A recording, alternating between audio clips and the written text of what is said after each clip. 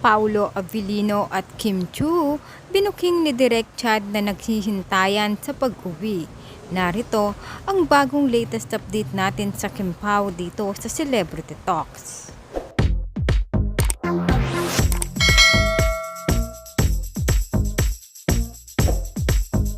Ibinuking ng direktor ng What's Wrong with Secretary Kim na si Direk Chad na naghihintayan pa uwi sina Paulo Avellino at Kim Chu.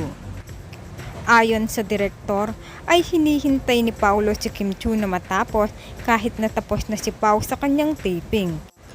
Kahit na-pack up na si Paulo, ay hinihintay niya si Kim pauwi para ihatid ito sa sasakyan. At ganon din daw si Kim. Pag alam niyang konti na lang ang kanilang kukunan sa eksena, ay hinihintay din niya si Paulo na matapos para sabay silang umuwi.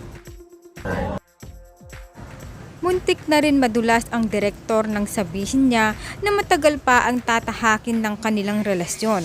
Pero ang sinabi ng direktor ay matagal pa ang tatahakin ng dalawa sa kanilang work relationship.